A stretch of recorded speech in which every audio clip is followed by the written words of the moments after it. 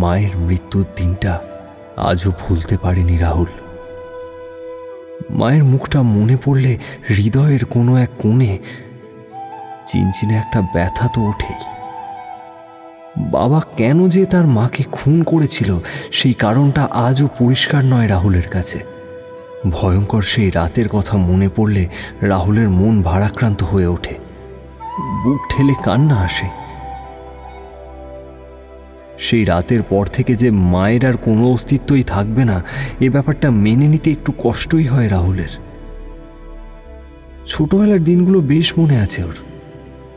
বাবা ও মাকে তেমনভাবে ঝগড়া করতে কোনোদিনই দেখেনি। ঝগড়া বলতে যা বোঝায় সেরকম কিছু কোনোদিনই বাবা মায়ের মধ্যে লক্ষ্য করেনি সে, বরং বাবা ও মায়ের নয়নের মণি ছিল।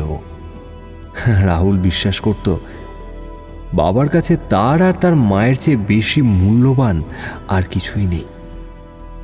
ওদের নিয়ে ঘুরতে যাওয়া, ভালো ভালো খাবার কিনে খাওয়ানো, পরিবারের সাথে সময় কাটানো, আর 5 জন দায়িত্বশীল বাবা মায়ের থেকে একেবারেই আলাদা ছিল না রাহুলের বাবা মা।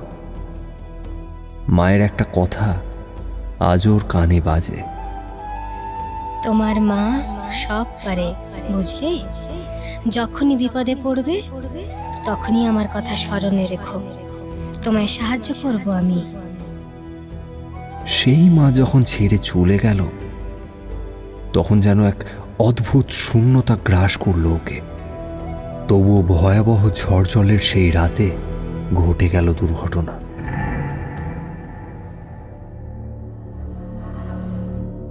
শেষ 8-9 মাস কোনো এক দুরারোগ্য রোগের কারণে মা কোথাও বেরোতো না। শিকল দিয়ে মাকে বেঁধে রাখত বাবা। সেই মাকে ওই অবস্থায় খুনও করে ফেলল বাবা। চলে গেল মা, কোনো ব্যাখ্যা না দিয়ে, কোনো কারণ ছাড়াই রাহুলকে ছেড়ে চলে গেল তার মা। তারপর কোনোদিনই বাবার সাথে আর দেখা করতে যায়নি রাহুল। অনেকবার ইচ্ছে হয়েছে বাবার মুখোমুখি দাঁড়িয়ে মাকে খুন করার কারণটা জানতে চাইবে সে, কিন্তু সেই সাহস বা ইচ্ছে কোনোটাই জোটাতে পারেনি রাহুল। মাসিকে মা বাবার ব্যাপারটা অনেকবার জিজ্ঞাসা করেছিল রাহুল, কিন্তু মাসিও সঠিকভাবে কোনো কিছুই বলতে পারেনি। স্কুলে ওকে এই ব্যাপারটা নিয়ে কিছু কম খেপানো হয়নি। সকলের বাবা মা রয়েছে, অথচ রাহুলের বাবা মা কেন আর তার সাথে নেই, এই প্রশ্নটা দিন রাত কুড়ে কুড়ে খেয়েছে তাকে। মাসি মুখ খোলেনি। মাসির কাছে মা বাবার ব্যাপারটা যখনই জানতে চেয়েছে সে, তখনই কোনো না কোনোভাবে কথাগুলো এড়িয়ে গিয়েছে, বরং লুকিয়ে লুকিয়ে কাঁদতে দেখেছে সে মাসিকে। তবুও একবারের জন্য নিজের দুর্বলতা কারোর সামনে প্রকাশ করেনি মাসি। নিজের পরিবারে যে মাসি রাহুলকে জায়গা দিয়েছিল সেই জন্য সে মাসির কাছে চিরকৃতজ্ঞ থাকবে। এমনকি মাসি যখন অসুস্থ হয়ে পড়ল তখন সে কোনোদিন বুঝতেই দিত না তার অসুস্থতার কথা। খুব শক্ত মনের মানুষ ছিল, সেই কারণেই হয়তো নিজের পরিবারের সাথে সাথে রাহুলকেও মানুষের মতো মানুষ করে তুলেছিল। একসময় উচ্চশিক্ষার জন্য অন্য শহরে পাড়ি দিল রাহুল। রাহুলের চলে যাওয়াটা একটু হলেও আহত করেছিল মাসিকে। হয়তো অনেক কিছু বলতে চেয়েও বলতে পারেনি। বছর কয়েক আগে মাসিও হঠাৎ চলে গেল। স্বামী আর সন্তানকে রেখে চির বিদায় নিল সে। তবুও রাহুলের মনে বারবার ফিরে আসে অনেকগুলো প্রশ্ন, অনেকগুলো রহস্য। সে জানে যে মাসি কিছু না কিছু জানতে পেরেছিল মায়ের মৃত্যুর ব্যাপারে।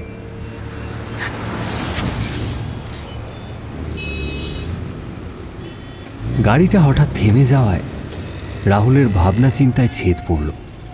সম্বিত ফিরতে সে বুঝল লম্বা ট্রাফিকে গাড়িটা আপাতত দাঁড়িয়ে পড়েছে। খাড়াডির অফিস থেকে ফেরার পথে ইয়েরওয়াড়া জায়গাটায় গাড়ির ভিড় থাকা খুব একটা অস্বাভাবিক কিছু নয়। হাত ঘড়ির দিকে একবার চোখ বুলিয়ে নিল রাহুল। সময় 6:45। আজ সন্ধে 7:30টায় অদিতিকে নিয়ে একটু বাইরে বেরোনোর কথা রয়েছে, তবে আজ বোধহয় আর হবে না। খাড়কি ক্যান্টনমেন্টের পুরনো বাড়িটা একবার যেতে হবে তাকে। ঘরদোর পরিষ্কার করার জন্য লোক এসে কাজ সেরে দাঁড়িয়ে রয়েছে। সেখানে গিয়ে রাহুল ওদের কাজকর্ম দেখে তারপরেই টাকা দেবে বলে ঠিক করেছে। সিগন্যালের লাল আলো সবুজ হতেই, ওলা ক্যাব আবার চলতে শুরু করতেই মোবাইলটা বেজে উঠল ওর। হ্যালো রাহুল, কোথায় তুমি? আমরা আজ ডিনারে যাব না? হ্যাঁ, এই তো আমি ফিরছি। কিন্তু একবার ওই খড়কির বাড়ি হয়ে ফিরতে হবে, বুঝলে? বাড়িটা পরিষ্কার করবার লোক না আজ হঠাৎ এসে গিয়েছিল, তা ঠিকঠাক পরিষ্কার হয়েছে কি না দেখে তারপর ফিরবো। মানে কাজের চাপে না তোমায় একদম বলতে ভুলে গিয়েছিলাম। ও হ্যাঁ, ভুলেই গিয়েছিলাম। এই কাল যাব পাক্কা। ঠিক আছে।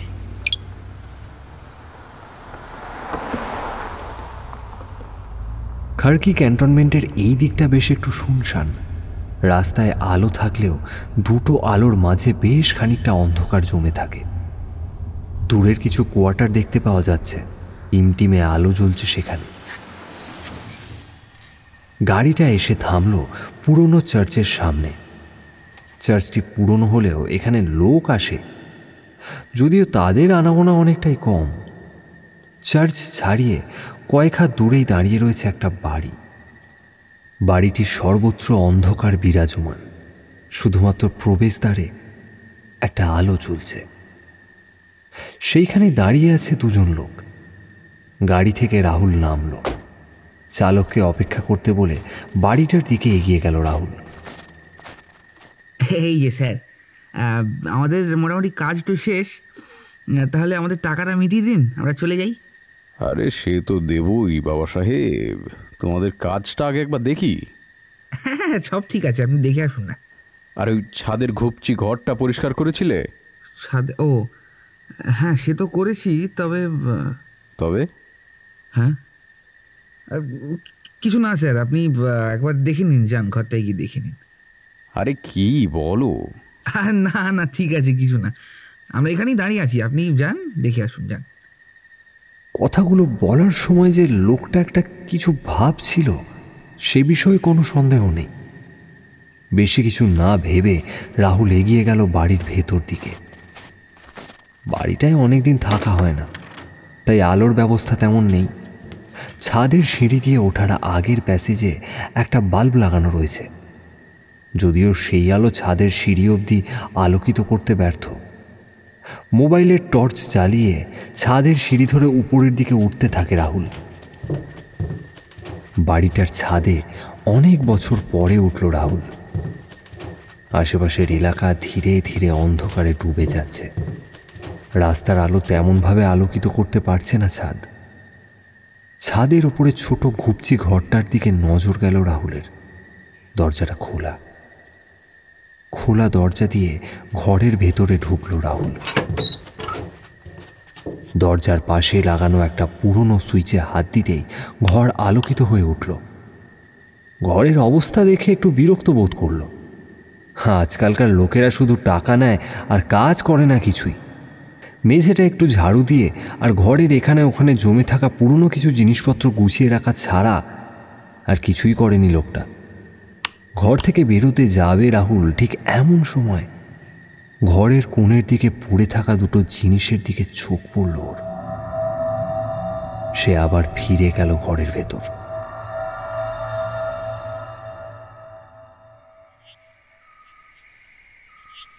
বাবা সাহেব একটু অধৈর্য হয়ে পড়ছিল। বেশ কিছুক্ষণ হয়েছে ভেতরে গিয়েছে রাহুল, এখনও নামার নাম নেই। আরও 5 মিনিট কেটে যাওয়ার পরেও যখন রাহুল নামল না, তখন সে বাধ্য হয়ে, স্যার, রে ও স্যার, কি হলো বলতো, সাড়া দিচ্ছে না। ও স্যার, স্যার বলে কয়েকবার ডাকতে বাধ্য হলো। 5 বারের বার ছাদের দিক থেকে নেমে আসার শব্দ শুনতে পেল। এই তো স্যার, কি হয়েছিল স্যার, এতক্ষণ লেগে গেল যে? মানে সব ঠিক আছে তো? না না না, কিছু না। যাকগে, ঘর ঠিকঠাক আছে তো, মানে পরিষ্কার হয়েছে সব? হ্যাঁ। বলছিলাম স্যার, ওই জিনিসটা কি আপনার চোখে পড়েছে? কোন জিনিসটা বলো তো? কিছু না স্যার, আমি হয়তো ভুল টুল দেখেছি। যাকগে, এই নাও তোমার টাকা। হ্যাঁ, ঠিক আছে, ঠিক আছে, আমি আসি। হ্যাঁ,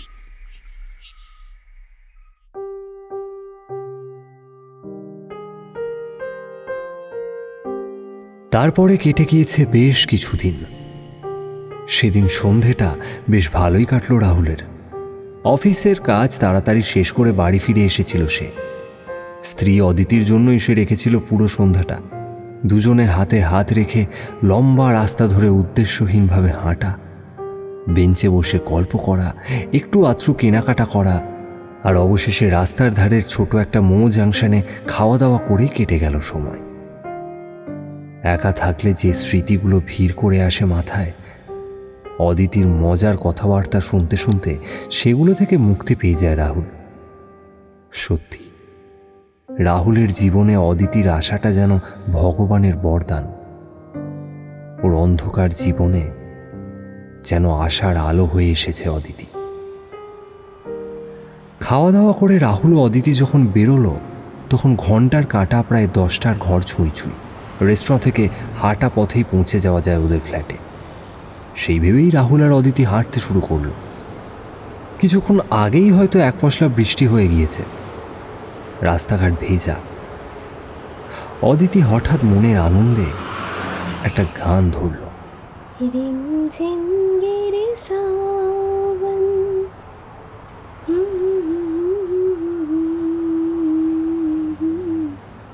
অদিতির হাত ধরে হাঁটতে বেশ লাগছিল রাহুলের। বৃষ্টির পরে সোঁদা মাটির গন্ধ, ঝোড়ো হাওয়ার দাপট, তার সাথে এমন গান। রাস্তার পাশের একটা আধো অন্ধকার স্থানে হঠাৎ রাহুল অদিতিকে কাছে টেনে ধরল। অদিতির কোমরের দিক দিয়ে ওকে জড়িয়ে ধরল রাহুল। হালকা বৃষ্টি আবারও শুরু হয়েছে। আরে কি করছো? কি কি আবার করছি? লোকেরা দেখবে তো। দেখুক না, বউয়ের সাথে রোম্যান্স করছি, তাতে কার কি বলার আছে? ফ্ল্যাট তো বেশি দূরে নেই, পাখি রোম্যান্সটা না হয় ঘরে গিয়েই। হালকা বৃষ্টির মধ্যে আধো আলো আধো অন্ধকার রাস্তায় দাঁড়িয়ে রোম্যান্স করার একটা আলাদাই উত্তেজনা রয়েছে, যা অন্য কোথাও নেই। সত্যি রাহুল, তোমায় পেয়ে আমি খুব খুশি। তুমি আমায় ছেড়ে কোনোদিন যাবে না তো? না, কোনো দিনও যাব না।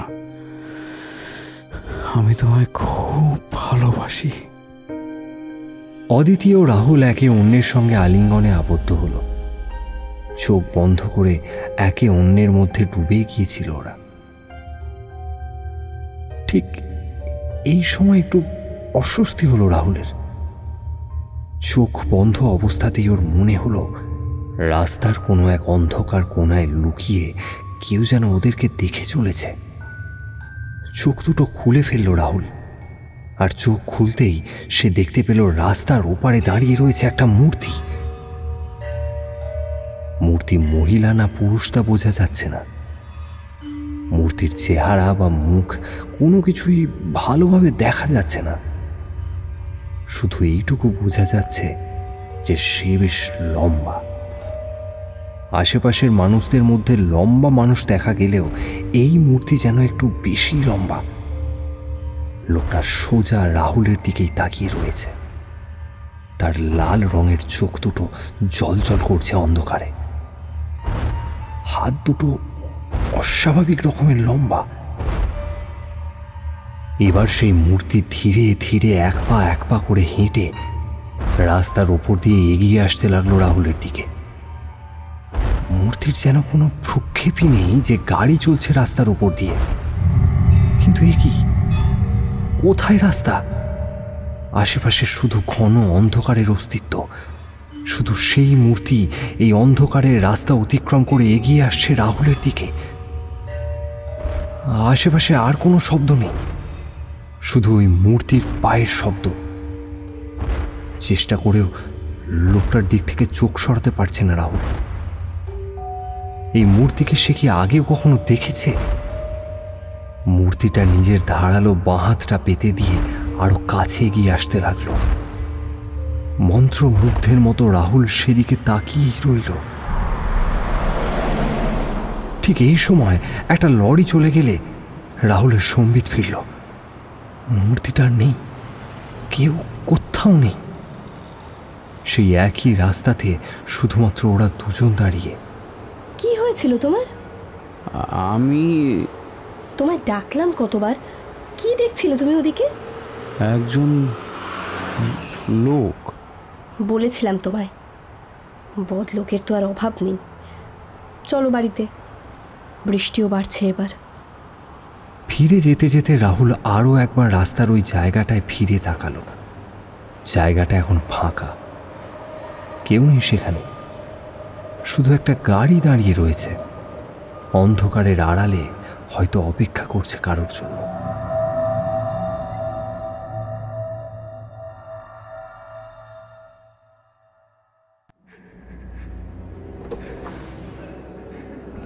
ইয়েরওয়াড়া মেন্টাল হসপিটালের একটা ঘরের মেঝেতে বসে রয়েছে লোকটা। ঘরের মেঝেতে এক মনে কি সব যেন লিখে চলেছে সে। সেই ভাষা যে কোন ভাষা তা বোঝার উপায় নেই। এই লিপি এমন এক লিপি যা সংস্কৃতের চেয়েও পুরনো। ঘরের দেওয়াল জুড়ে আঁকা রয়েছে অসংখ্য ছবি। মহাশূন্য, পৃথিবী, একটা বাড়ি, অনেকগুলো বিভৎস মুখ, আরো কত কি। অন্যান্য ঘরের দিক থেকে ভেসে আসছে ভয়ঙ্কর হাসি, পৈশাচিক চিৎকার, কিন্তু তাতে লোকটার কোনো ভ্রুক্ষেপ নেই। সে এক মনে এঁকে চলেছে দেওয়াল জুড়ে। হঠাৎ থেমে গেল সে, আর আঁকছে না। ঘরের কোণে জমে থাকা অন্ধকারের দিকে আস্তে আস্তে ফিরে চাইল লোকটা। ঘুটঘুটে অন্ধকার জমাট বেঁধে রয়েছে।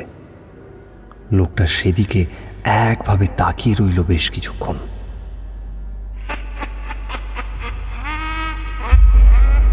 অন্ধকার দিক থেকে শোনা গেল চাপা একটা হাসির শব্দ, এক দানবীয় পৈশাচিক চাপা হাসি। সেই হাসি তাচ্ছিল্যের হাসি।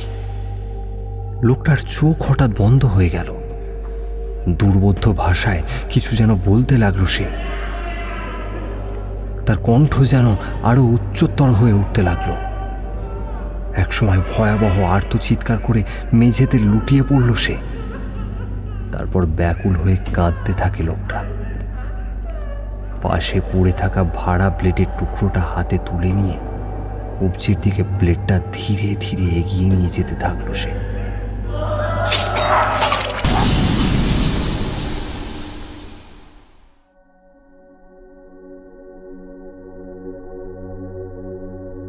সেদিন অফিসের কাজ ছেড়ে ফিরতে ফিরতে একটু রাতই হলো রাহুলের।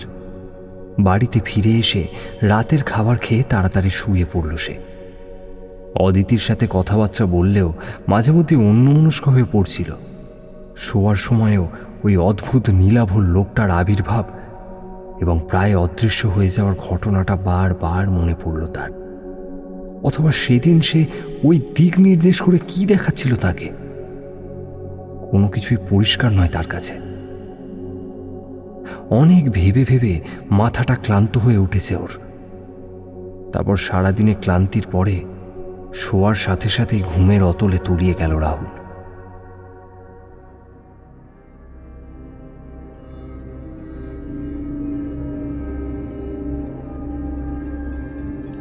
ঘুমটা হঠাৎ করে আলগা হয়ে গেল ওর। চোখ খুললেও কোনো কিছুই দেখতে পেল না সে। বিশাল এক অন্ধকার গহ্বরের কোনো এক স্থানে সে রয়েছে। অন্ধকার এতটাই গভীর যে নিজের হাত পা অবধি দেখা যাচ্ছে না। অজানা ভয় রাহুলকে গ্রাস করতে লাগলো। এক মুহূর্তের জন্য তার নিঃশ্বাস বন্ধ হয়ে যাওয়ার জোগাড় হলো। গলা ছেড়ে চিৎকার করতে চেষ্টা করলো রাহুল, কিন্তু না, নিজের চিৎকার সে নিজেই শুনতে পাচ্ছে না। অদ্ভুত এক অস্বস্তি ঘিরে ধরছে রাহুলকে। অস্বস্তির কারণে হাত পা নাড়ানোর শত চেষ্টা করলেও বারবার ব্যর্থ হলো সে। রাহুলের মনে হলো কেউ যেন তার হাত পা বেঁধে রেখেছে। হাজার চেষ্টা করেও হাত পা নাড়তে পারছে না সে। এইবার যা হলো তাতে আরো ভয় পেয়ে গেল রাহুল। তার পা ধরে নিচের দিকে টানছে কেউ। কিছুতেই ছাড়া পাচ্ছে না রাহুল।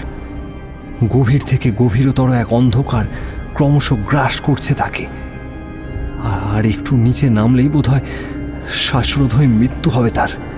তীব্র এক শব্দে ধর্মড়িয়ে বিছানায় উঠে বসল রাহুল।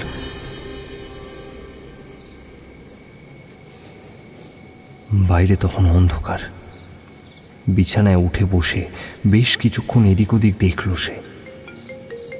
ঘরের দরজা খোলা, ঠান্ডা হাওয়া ঢুকছে ঘরের ভেতর। মোবাইলটা তখনও তীব্র শব্দে বেজে চলেছে। শব্দটা রাহুলের কানে একটু অদ্ভুত ঠেকল।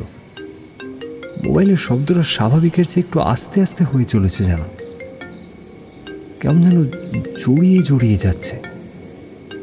রাহুল হাতে তুলে নিল মোবাইলটা।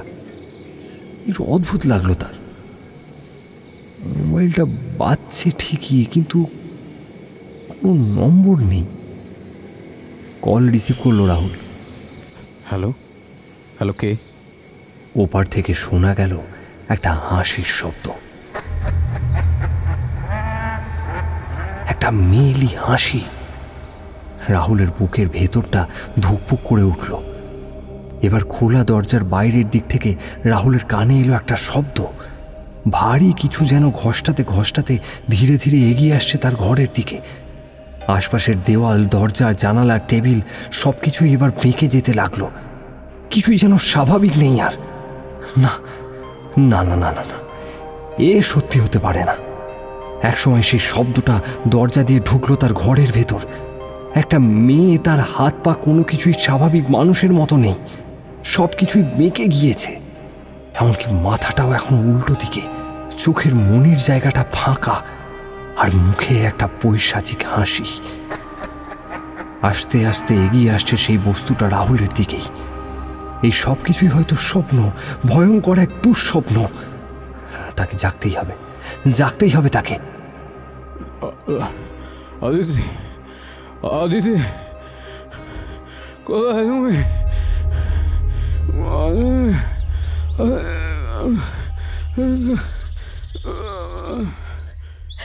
কি হয়েছে রাহুল? কি হয়েছে? অদিতি চমকে উঠে দৌড়ে এসেছে পাশের ঘর থেকে। প্রথমটা সে বুঝতে পারেনি। রাহুল ক্লান্ত ভেবে তাকে আজ আর সকাল সকাল ডাকেনি, কিন্তু ঘুমের মধ্যে রাহুলের গোয়ানির শব্দ শুনতে পেয়ে সে ছুটে এসেছে। বেশ কয়েকটা ঝাঁকুনি দেওয়ার পরে ধড়মড়িয়ে বিছানায় উঠে বসল রাহুল। সারা শরীর তার ঘামে ভিজে গিয়েছে। আমি রয়েছি, এখানেই রয়েছি আমি, বলেই তাকে জড়িয়ে ধরে অদিতি। অদিতিকে জড়িয়ে ধরে ভয়ে কাঁদতে থাকে রাহুল। অদিতি জানতে চায় না সে কী স্বপ্ন দেখেছে, তবে ভয়াবহ কিছু না দেখলে কেউ এমন ব্যবহার করে না সেটা সে জানে। ঠিক এই সময় রাহুলের ফোনটা বেজে উঠল। শব্দটা শুনতেই চমকে উঠল রাহুল। তাকে আশ্বস্ত করে কলটা রিসিভ করলো অদিতি। হ্যালো, হ্যাঁ আমি রাহুল সিন্ডের স্ত্রী বলছি। রাহুল এখন একটু ব্যস্ত রয়েছে। কোথা থেকে বলছেন আপনি? ইয়েরওয়ারা মেন্টাল হসপিটাল? কি বলছেন কি? না না, আমরা আজকেই আসছি। ফোনে কথা শেষ হলে মোবাইলটা রেখে দিয়ে রাহুলের দিকে একবার তাকিয়ে দেখল অদিতি। একটা দীর্ঘশ্বাস ফেলে সে বলল, ইয়েরওয়ারা মেন্টাল হসপিটালে যেতে হবে আজ। কেন? কি করে বলি? বলো অদিতি। তোমার বাবা আত্মহত্যা করার চেষ্টা করেছেন আজ নিজের সেলে। আমাদের একবার ভিজিট করতে যেতে হবে আজ।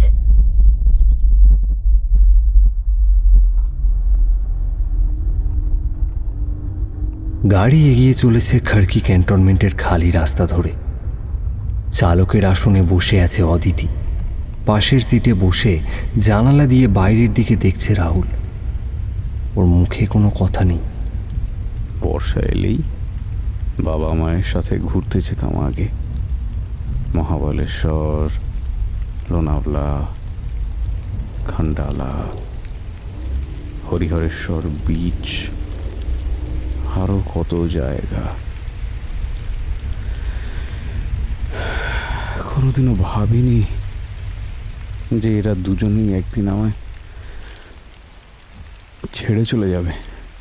একটা কথা বলো, তুমি গত 15 বছরে একদিনের জন্য বাবাকে দেখতে চাওনি? না, সত্যি বলতে বাবা নাকি আগেও কয়েকবার আত্মহত্যা করার চেষ্টা করেছিল। প্রতিবার পিসি দেখা করতে যেত। আচ্ছা, এখন যেহেতু পিসি আর নেই, তাই হয়তো আমায় ফোন করেছে। বাবাকে কোনোদিন দেখতে যাওনি কেন? এত বছর পরেও বাবার উপরে রাগ আছে তোমার? কিছু বলল না রাহুল। বাইরে হালকা বৃষ্টি শুরু হয়েছে। গাড়ির কাঁচের ওপরে বড় বড় বৃষ্টির ফোঁটা পড়ছে। আচ্ছা অদিতি, তোমার কি মনে হয় যে আমি খুব খারাপ লোক? হঠাৎ এই প্রশ্ন? বাবাকে এত বছর ধরে দেখলাম না, এখন বাবা হয়তো অনুতাপের আগুনে জ্বলে আত্মহত্যা করার চেষ্টা করে। হয়তো এই সময় বাবার পাশে দাঁড়ানোই উচিত আমার। তাই মাঝে মধ্যে মনে হয় আমি হয়তো খুব খারাপ মানুষ। একটা কথা বলি রাহুল, মানুষ খারাপ হয় না, খারাপ হয় পরিস্থিতি। আজ তুমি, তোমার বাবা আর মায়ের জীবন পাল্টে গেল হঠাৎ করে। তোমার বাবা কেন তোমার মাকে খুন করেছিল আমি জানি না, কিন্তু যাই ঘটে থাকুক, খুব খারাপ কিছু ঘটেছিল। তোমার মনের উপরে প্রচণ্ড চাপ পড়েছিল, তাই তুমি ডিনায়ালে ছিলে এতদিন। হয়তো তাই। বাই দ্য ওয়ে, তুমি কি আজ খারাপ কোনো স্বপ্ন দেখেছিলে? রাহুল আর কিছু বলল না। তার মন ফিরে যেতে চাইছে সেই ভালোবাসা মাখানো দিনগুলোতে। জীবনের কালো অন্ধকারাচ্ছন্ন দিনগুলো নিয়ে ভাবতে সে চাইছে না।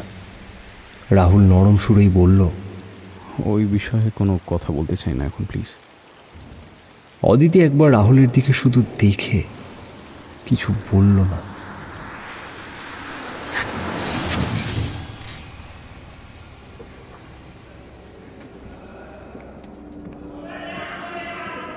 ইয়েরওয়াড়া মেন্টাল হসপিটালে ঢুকতে ঢুকতে বাজল দুপুর 1টা।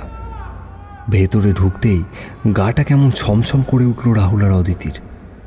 হাসপাতালের ভেতরের দিক থেকে অস্বাভাবিক রকমের ভয়ানক চিৎকার চেঁচামেচি আর হাসির শব্দ ভেসে আসতে লাগলো। সত্যি কতটা চাপে পড়লে মানুষের মন আর নিজের নিয়ন্ত্রণে থাকে না। বাবা কেন যে মাকে খুন করেছিল, এখানে এসে আরো বেশি করে যেন এই প্রশ্নটা মাথাচাড়া দিয়ে উঠছে। রাহুল আর অদিতি হাসপাতালের প্রধানের পিছু পিছু চলে এসেছে অনেকটা ভেতরে। মাথার ওপরে কিছুটা দূরে দূরে হলুদ আলো জ্বলছে। প্যাসেজের বাকিটা অন্ধকারাচ্ছন্ন। দিনের বেলাতেও বুকের ভেতরটা ছ্যাঁত করে ওঠে। হাঁটতে হাঁটতে লোকটা বলল, আপনার বাবা এর আগেও অনেকবার আত্মহত্যা করার চেষ্টা করেছিলেন, তবে এবারের মতো প্রত্যেকবারই ওকে বাঁচিয়ে নিতে পেরেছি আমরা। আপনার পিসি আসতেন মাঝে মধ্যে ওকে দেখতে। কথাগুলো শুনলেও রাহুল বা অদিতির কেউই কোনো জবাব দিল না। তবে আপনার বাবা কথা খুব কম বলেন, আর যদিও বা বলেন, সেগুলো যে কি বলতেন আর কোন ভাষায় বলতেন তার আমাদের বোধগম্য হয়নি। মানে? সত্যি বলতে আমিও জানি না উনি কি বলেন। আসলে মাথার ঠিক নেই তো, তাই হয়তো অসংলগ্ন কথাবার্তা বলেন। আর উনি তো নিজের ঘরে। উনি নিজের ঘরে কি? লোকটা আবার বলল, চলুন না, দেখতেই তো পাবে। হাঁটতে হাঁটতে একটা ছোট্ট ঘরের দরজার সামনে দাঁড়িয়ে পড়ল হাসপাতালের প্রধান ও ওরা দুজন। প্রধানের নির্দেশ অনুযায়ী একজন লোক ঘরের দরজাটা খুলল। প্রায় সঙ্গে সঙ্গে একটা ভ্যাপসা গন্ধ এসে লাগলো ওদের নাকে। হাসপাতালের প্রধানের পেছন পেছন ঘরের ভেতরে ঢুকলো অদিতি আর রাহুল। ঘরের দেওয়ালের দিকে দেখে বেশ অবাক হলো রাহুল। ঘরটার দেওয়ালে অসংখ্য ছবি, হাতে আঁকা কালো রঙের ছবি সবকটা। হঠাৎ দেখলে গুহা চিত্র বলে ভুল হতে পারে। এগুলো আমার বাবা এঁকেছেন? হ্যাঁ, আপন মনে কি সব বিড়বিড় করেন আর আঁকেন এইসব। দেওয়ালের ওপরে বেশ কিছু ছবিতে চোখ বুলিয়ে রাহুল চিনতে পারল নিজেদের পুরনো বাড়ির বেশ কয়েকটা ছবি, রাহুলের মায়ের বেশ কয়েকটা ছবি, রাহুলের কিছু ছবি আর একটা বড় ম্যানশনের ছবি। ম্যানশনের একটা ছবির দিকে এগিয়ে গেল রাহুল। ম্যানশনটা হয়তো কোথাও দেখেছে সে, কিন্তু না, এই মুহূর্তে কিছুতেই মনে পড়ছে না তার। রাহুল, একবার এদিকে এসো। অদিতির ডাকে সাড়া দিয়ে রাহুল এগিয়ে গেল সেদিকে। ঘরটার একটা দেওয়ালের সামনে দাঁড়িয়ে রয়েছে অদিতি। রাহুলকে দেখেই সে বলল, এখানে কি যে লেখা রয়েছে বোঝা যাচ্ছে না। হঠাৎ করে দেখলে মনে হবে যেন সংস্কৃত লেখা, কিন্তু ঠিক সংস্কৃত নয়। তাহলে তাহলে যে কি সেটাই ভাবছি। সংস্কৃতের সমসাময়িক হতে পারে, বা প্রাকৃত ভাষার সাথে সম্পর্কিত কোনো ভাষা হতে পারে। এখন প্রশ্ন হচ্ছে, তোমার বাবা হঠাৎ এমন কিছু লিখতে যাবেন কেন, বা এখানে এইসব লেখার মানে কি? এই যে এত ছবি উনি এঁকে রেখেছেন, কেন? দরকার কি এগুলো আঁকার? এইবার হাসপাতালের প্রধান আরও একবার বললেন, আরও কিছু কিন্তু আপনারা মিস করে গিয়েছেন। জিজ্ঞাসু চোখে তার দিকে তাকায় রাহুল আর অদিতি। লোকটা বলে, একবার মেঝের দিকে দেখুন। কথা মতো মেঝের দিকে তাকায় ওরা, এবং যা দেখতে পেল তাতে অদ্ভুত একটা অনুভূতি হলো ওদের। ছোট ছোট আকারের অনেকগুলো ছবি আঁকা রয়েছে মেঝেতে। ছবিটা একটাই বা একজনের, রাহুলের মায়ের ছবি।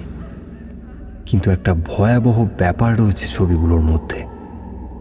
ছবিগুলোর মাথা সম্পূর্ণ উল্টো, অর্থাৎ কপাল নিচের দিকে এবং চিবুক ওপরের দিকে। চোখের মনির জায়গায় ফাঁকা, মুখে পৈশাচিক হাসি। রাহুল আর দাঁড়াতে পারল না বেশিক্ষণ। অদিতিও বেরিয়ে এলো রাহুলের সাথে।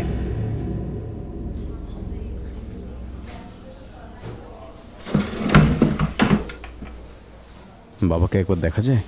হ্যাঁ, তবে ওর সাথে কথা বলার চেষ্টা করে খুব একটা লাভ হয়তো হবে না। বেশি বিরক্ত করবো না, শুধু একবার দেখবো। বেশ, আসুন আমার সাথে। হাসপাতালের প্রধানের পেছন পেছন ছোট একটা সেলের বাইরে গিয়ে দাঁড়ালো রাহুল আর অদিতি। ভেতরে শুয়ে রয়েছে লোকটা, চোখ দুটো বন্ধ। অনেক বছরের ক্লান্তি ও কষ্টের ছাপ স্পষ্ট তার চোখে মুখে। স্ত্রী সন্তানের ভালোবাসা সান্নিধ্য ছাড়া তার জীবন তছনছ হয়ে গিয়েছে। একটা ঘটনা কিভাবে যেন তিনটে জীবন পাল্টে দিল একেবারে। জীবন যুদ্ধে একা লড়তে লড়তে রাহুল এখন ক্লান্ত। ক্লান্ত তার বাবাও। রাহুল চায় বাবার সাথে একবার বসতে, সুখ দুঃখের কথা ভাগ করে নিতে, ঘন্টার পর ঘন্টা বিভিন্ন বিষয় নিয়ে তর্ক বিতর্ক করতে, কিন্তু না, ওদের সম্পর্কের সমীকরণ আজ সেই সবের ঊর্ধ্বে। তার মায়ের খুনি বাবা। সেই রাতে মায়ের হাত পায়ের শেকল খুলে দিতে অনুরোধ করেছিল রাহুল, কিন্তু বাবা ওর একটা কথাও শোনেনি। রাহুলের চোখ দিয়ে জল গড়িয়ে পড়ে, বুকের ভেতরটা দুমড়ে মুচড়ে যাচ্ছে। বাবাকে একটাই প্রশ্ন সে করতে চায়, আমাদের তিনজনের সংসার এমনভাবে নষ্ট করলে কেন বাবা? কেন মাকে মৃত্যুর মুখে ঠেলে দিলে তুমি? তবুও কোনো কিছু না বলে, সব কথা মনের মধ্যে চেপে রেখে মিনিট খানেকের মধ্যেই মেন্টাল হসপিটালের বাইরে বেরিয়ে গেল রাহুল। ইলশেকুড়ি বৃষ্টিতে ভিজে গিয়েছে মেন্টাল হসপিটালের সামনের রাস্তা। রাস্তার একপাশে দাঁড়িয়ে রয়েছে একটা গাড়ি। গাড়িতে হেলান দিয়ে দাঁড়িয়ে একটা সিগারেট ধরালো রাহুল। অনেকগুলো চিন্তা ভাবনা ঘোরাফেরা করছে তার মাথায়। যত বেশি ভাবছে ততই যেন সবকিছু গুলিয়ে যাচ্ছে ওর। এদিক ওদিক নজর ফেরাতে গিয়ে তার চোখে পড়ল একটা গাড়ি। সেদিন রাতে অদিতির সাথে ফেরার সময় এই গাড়িটাই দেখেছিল সে। এখনো বেশ কিছুটা দূরে দাঁড়িয়ে রয়েছে গাড়িটা। বেশি কিছু ভাবে না রাহুল। ইতিমধ্যেই কাছাকাছি একটা দোকান থেকে জলের বোতল কিনে আনলো অদিতি। তাকে আসতে দেখে একটু স্বাভাবিক হওয়ার চেষ্টা করলো সে। বুঝলে রাহুল, অফিস থেকে ফোন এসেছিল, আজ একবার অফিসে না গেলেই নয়। ঠিক আছে, তোমায় অফিসে ড্রপ করে আমি একবার খাড়কিতে যাব। পুরনো বাড়িটাতে কিছু কাজ রয়েছে। এই তো সেদিন পরিষ্কার করিয়ে এলে। না না, অন্য একটা কাজ রয়েছে, একটা জিনিস কনফার্ম করতে হবে। রাহুল, তুমি কি কিছু গোপন করে যাচ্ছ আমার কাছে? না তো। আমি জানি তুমি ডিস্টার্ব তোমার বাবাকে নিয়ে, তবে একটা কথা মনে রেখো, আমি তোমার সাথে সব সময় আছি আর থাকবো, সে যাই হয়ে যাক না কেন। সময় মতো সব কিছু বলবো। আমি নিজে আগে ব্যাপারটা একটু বুঝিনি। বেশ, চলো এবার। ইয়েরওয়াড়ার অন্যতম বড় আইটি পার্ক বিজনেস বের সামনে অদিতিকে নামিয়ে দিয়ে রাহুল বেরিয়ে পড়ল খাড়কির উদ্দেশ্যে। দুপুরবেলায় রাস্তা মোটামুটি ফাঁকাই থাকে। ইয়েরওয়াড়া থেকে খাড়কি আসতে খুব একটা বেশি সময় লাগলো না রাহুলের। পুরনো চার্চের এদিকটায় দিনের বেলাতেও কম লোকই থাকে। চার্চ পেরিয়ে নিজেদের পুরনো বাড়ির সামনে এসে গাড়িটা থামিয়ে নেমে পড়ল রাহুল। ভেতরে ঢুকেই দোতলার দিকে ছুটল রাহুল। মেন্টাল হসপিটালে বাবার ঘরের দেওয়ালে এমন কিছু সে দেখেছে যা তার মনে নতুন করে প্রশ্নের ঝড় তুলছে। দোতলার প্যাসেজ ধরে হাঁটার সময় আকাশের দিকে চোখ গেল রাহুলের। মেঘাচ্ছন্ন আকাশ, বৃষ্টির গতি আগের থেকেও বেশি। প্যাসেজের শেষ ঘরটায় এসে ঢুকল রাহুল। ঘরের এক কোণে রয়েছে একটা পুরনো দিনের আলমারি। আলমারিটা এখন আর চাবি দেওয়া থাকে না। হাতল ধরে টান মারতেই খুলে গেল আলমারিটা। আলমারির একেবারে উপরের তলায় হাতড়াতে লাগলো রাহুল, এবং সে যা খুঁজছিল সেটা সে পেয়ে গেল। অ্যালবামটা টেনে টেবিলের উপরে রাখল রাহুল। পাতার পর পাতা উল্টাতে থাকে সে। উল্টাতে উল্টাতে একসময় একটা পাতায় এসে থেমে যায় রাহুল। সেই পাতায় রয়েছে একটা ছবি। ছবিতে দেখা যাচ্ছে দুজনকে, রাহুলের বাবা ও মা। তামিনী ঘাটে যাওয়ার পথে পাহাড় ঘেরা একটা ধুধু প্রান্তরে রয়েছে একটা বড় ম্যানশন। মায়ের কাছে সে শুনেছিল যে ওই ম্যানশন মায়ের দাদুর বাবা তৈরি করেছিলেন আজ থেকে প্রায় 140 বছর আগে। স্কুল ছুটি হলে মাঝে মধ্যেই মা মাসিরা মিলে যাতায়াত করতো বাড়িটাতে। মা বাবার সঙ্গে শেষবার ওই ম্যানশনে ঘুরতে গিয়েছিল রাহুল। আর এই ছবিটা ম্যানশনের সামনেই দাঁড়িয়ে তোলা হয়েছে। ছবিটা তুলেছিল রাহুল। ঠিক এই ম্যানশনের ছবি মেন্টাল হসপিটালে বাবার দেওয়ালের বিভিন্ন জায়গায় দেখেছে সে। কিন্তু বাবা বারবার কেন ওই ম্যানশনের ছবি এঁকেছে? ওই মূর্তি বারবার স্বপ্নে কেন আসছে ওর? ওই মূর্তি যে ইহজগতের কেউ নয় তা বুঝতে আর বাকি নেই রাহুলের। এখন হঠাৎ ওর মনে পড়ল, এই ম্যানশন থেকে ফিরে আসার কিছুদিনের মধ্যেই মা অসুস্থ হয়ে পড়ে, আর তার 9 থেকে 10 মাস পর বাবা মাকে খুন করে। সবকিছুই কেমন যেন গোল পাকিয়ে যাচ্ছে ওর। আরো একটা বাজ পড়ার শব্দে ওর সম্বিত ফিরল। তুমি এখানে?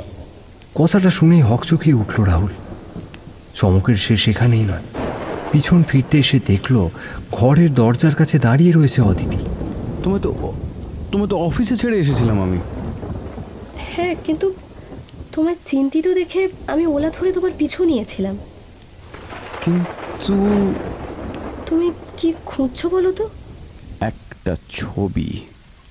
বাবার মায়ের সাথে আমি যে ম্যানশন শেষ ঘুরতে গিয়েছিলাম সেই ম্যানশনের একাধিক ছবি বাবা ওই ঘরের দেওয়ালে এঁকে রেখেছে।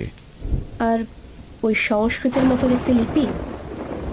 ওই লিপি কিসের আমি জানি না, কিন্তু ওই লিপি আমি আগেও দেখেছি। তাই? কোথায়? এই বাড়িতেই একটা প্রাচীন আর্টিফ্যাক্ট খুঁজে পেয়েছি আমি, যদিও ভাঙা অবস্থায় পেয়েছিলাম সেটা। সেদিন যখন বাড়িতে এসেছিলাম ওদের কাজ দেখার জন্য, তখন ছাদের ঘরে উঠে জিনিসটা আমি খুঁজে পাই। কি জিনিস?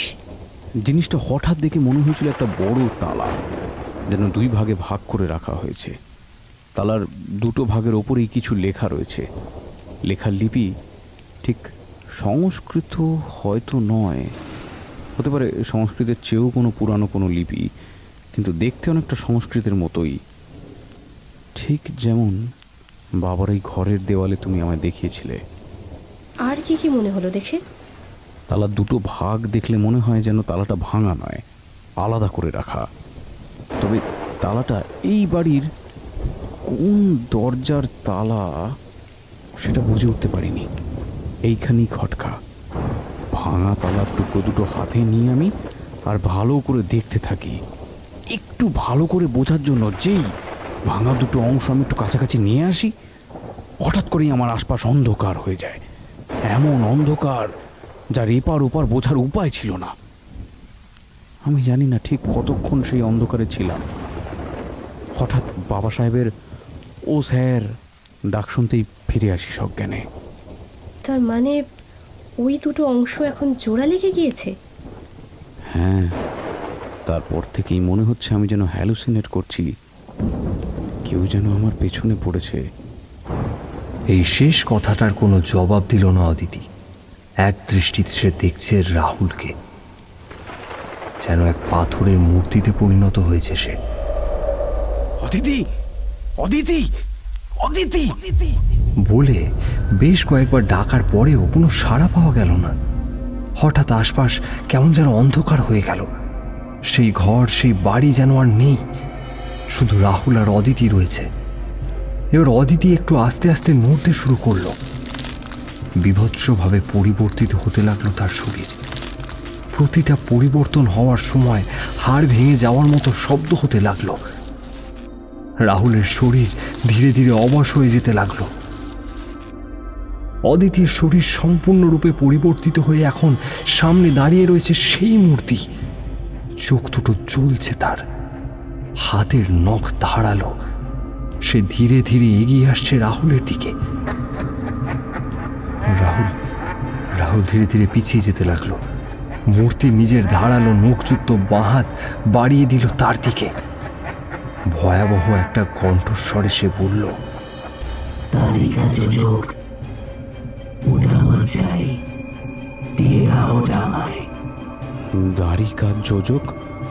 তুমি যে জিনিসটা ভাঙা তার বলে জানো, ওই জিনিসটার নাম দ্বারিকা যোজক। কি করবে তুমি ওটা নিয়ে? আসলে সময় সব উত্তর দেবে। এইবার আমায় দিয়ে দাও আমার জিনিসটা। যদি না দিই? যদি না দাও তবে ফল তোমার প্রিয়জনেরা ভোগ করবে।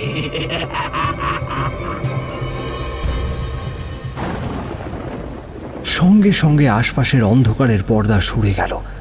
ঘরের মধ্যে এখন একই জায়গায় দাঁড়িয়ে রয়েছে রাহুল, আর কেউ নেই সেখানে। অদিতি হয়তো গভীর কোনো বিপদে রয়েছে। দ্রুত পায়ে রাহুল বেরিয়ে গেল বাড়ি থেকে। বাড়ি থেকে বেরোনোর সময় রাহুলের খেয়াল হলো চার্চের দিকটা একটা গাড়ি দাঁড়িয়ে রয়েছে। গত কয়েকদিন ঠিক এই গাড়িটাই সে দেখেছে আশেপাশে। কেউ কি তার পিছু নিল? তবে যদি কেউ পিছু নিয়েই থাকে তাহলে সে চায় কি? রাস্তার ওপর দিয়ে দ্রুত ছুটে চলেছে রাহুলের গাড়ি। এক হাতে স্টিয়ারিং ধরে অন্য হাতে মোবাইলটা কানে ধরে ক্রমাগত ফোন করে চলেছে অদিতিকে। ফোনে রিং হয়ে যাচ্ছে, কিন্তু অদিতি কল রিসিভ করছে না। অদিতির কোনো বিপদ হলো না তো? বৃষ্টির গতি এখন একটু কম, তবে মেঘের আস্তরণ আরও গাঢ় হয়ে উঠেছে। আরও একবার অদিতিকে ফোন করলো রাহুল। এইবার সে নিরাশ হলো না অবশ্য। ফোনটা তুলল অদিতি। হ্যালো হ্যালো অদিতি, কোথায় তুমি? এই তো মায়ের বাড়ি যাচ্ছি একটু। ওকে। কেন তোমায় এত চিন্তিত লাগছে কেন? কিছু না, তো তুমি বাড়ি ফেরো, তারপর বলছি সব। ঠিক আছে। একা ফিরতে পারবে তো, নাকি আমি গিয়ে নিয়ে আসবো? কি যে বলো।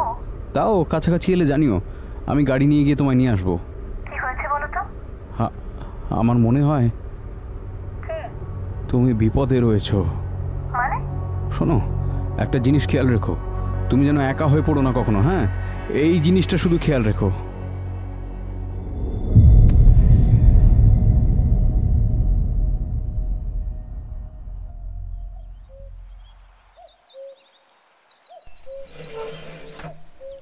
এই তো আসলি মা, এখনই চলে যাবি? হ্যাঁ মা, আজ আর বেশিক্ষণ বসবো না।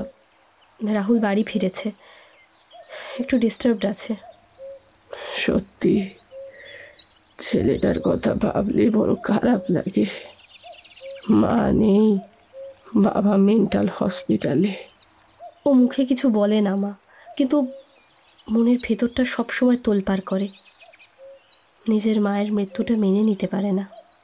তুই খেয়াল রাখিস রে ওর। ও আমার কাছে জামাই নয়, ও যেন আমার নিজের ছেলে। আমার ছেলেটা যদি আজ থাকতো, হয়তো রাহুলের মতোই হতো। দাদার কথা মনে করে আর কষ্ট পেও না মা। না, যে চলে গিয়েছে তার জন্য আর ভেবে কি হবে?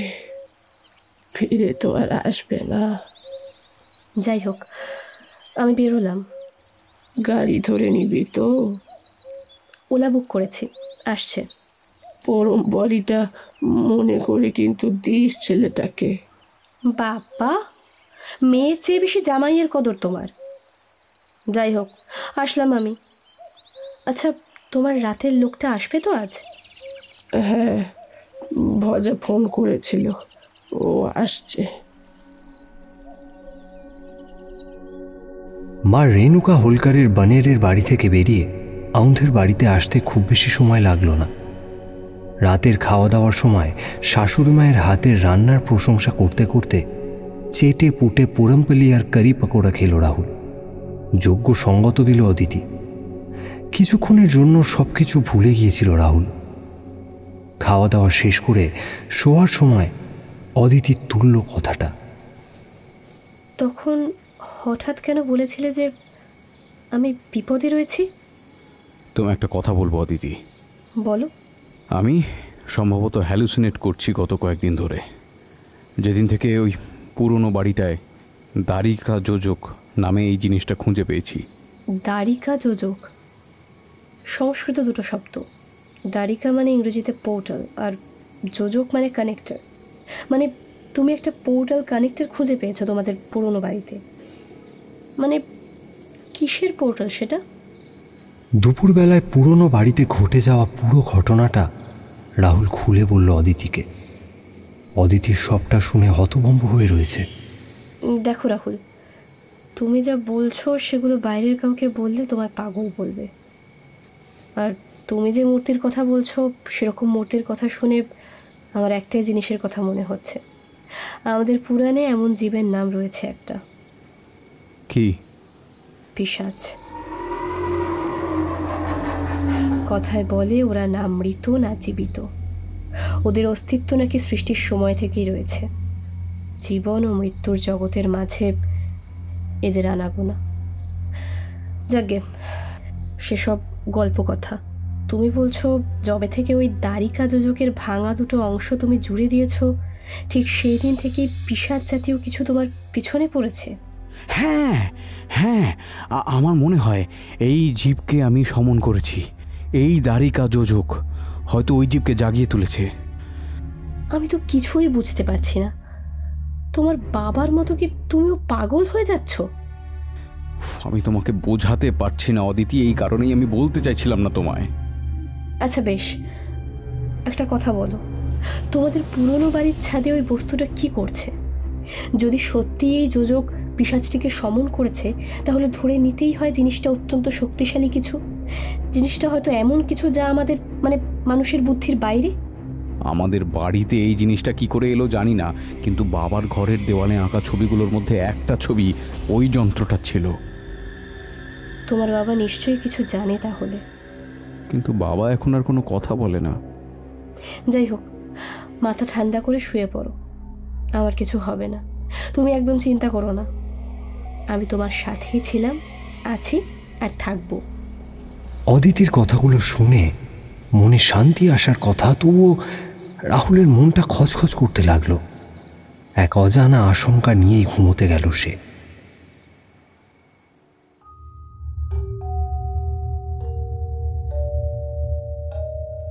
রাহুল ঘুমের মধ্যে ডুবে গিয়েছিল ঠিকই, তা সত্ত্বেও সে যেন কিছু একটা দেখতে পাচ্ছিল।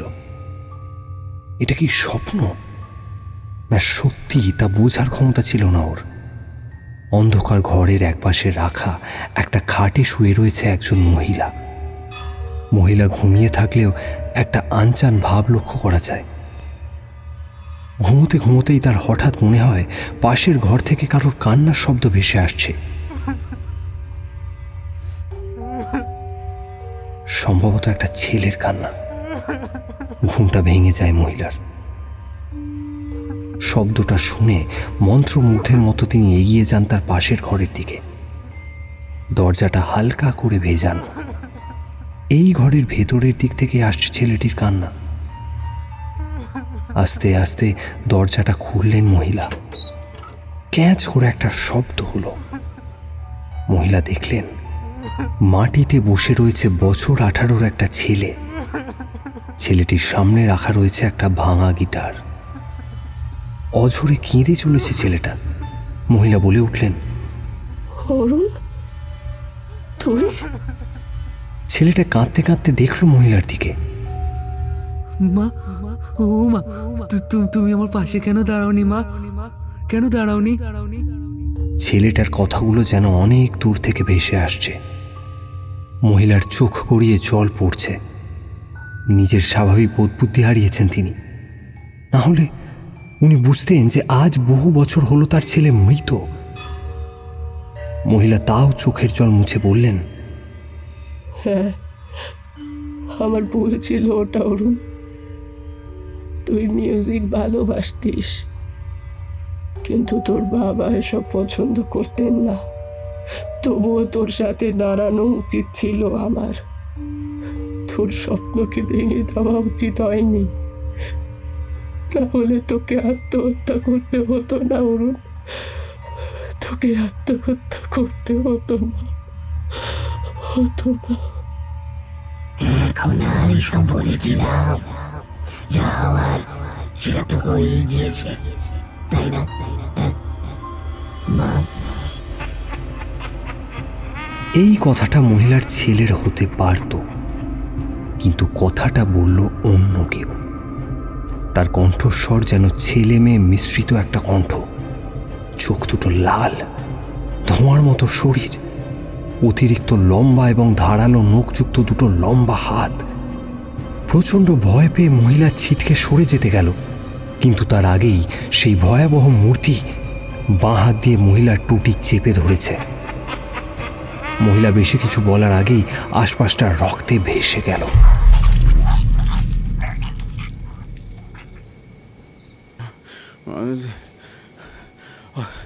অদিতি, অদিতি, তোমার মা, তোমার মা! আর্তনাদ করতে করতে বিছানায় ধড়মড়িয়ে উঠে বসল রাহুল। রাহুলের চিৎকারে চমকে উঠেছে অদিতিও। কি হয়েছে রাহুল? ঠিক তখনই বেজে উঠল অদিতির মোবাইল। কাঁপা কাঁপা হাতে কল রিসিভ করলো অদিতি। হ্যালো দিদি, বলো ভজা। আপনার মার কান্নায় ভেঙে পড়ে অদিতি।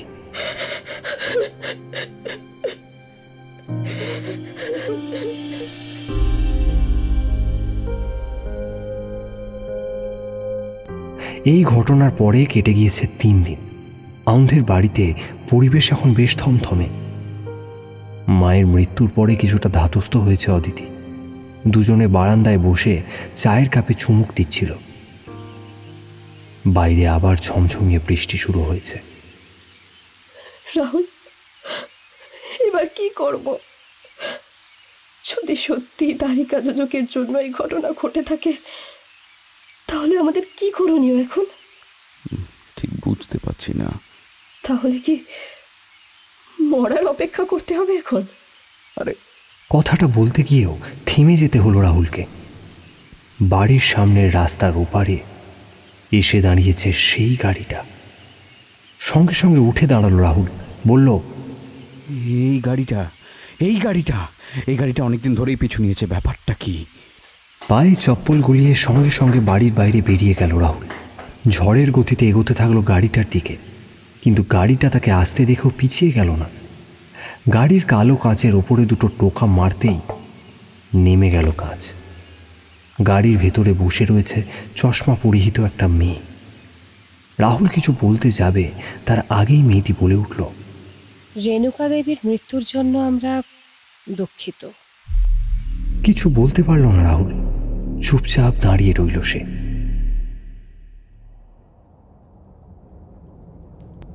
রাহুলের বাড়ির হল ঘরে বসে চায় চুমুক দিল মেয়েটা।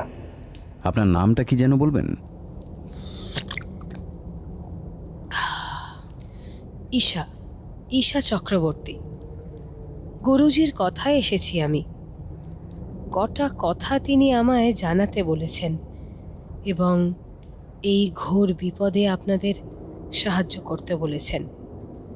তাই গুরুজি আমায় যা যা বলতে বলেছেন আমি সব বলবো আপনাদের। আগে বলুন, আপনি আমায় ফলো করছেন কেন?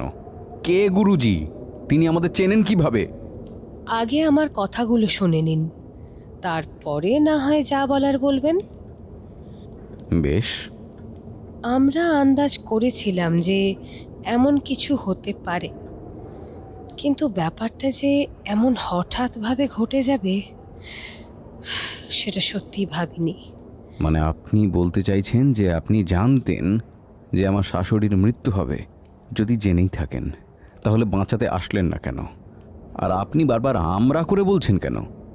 দেখুন, কার মৃত্যু হবে আমরা জানতাম না, কিন্তু আমাদের প্রধান আন্দাজ করতে পেরেছিলেন যে দ্বারিকা যোজকের দুটো অংশ আবার সংযুক্ত হয়েছে।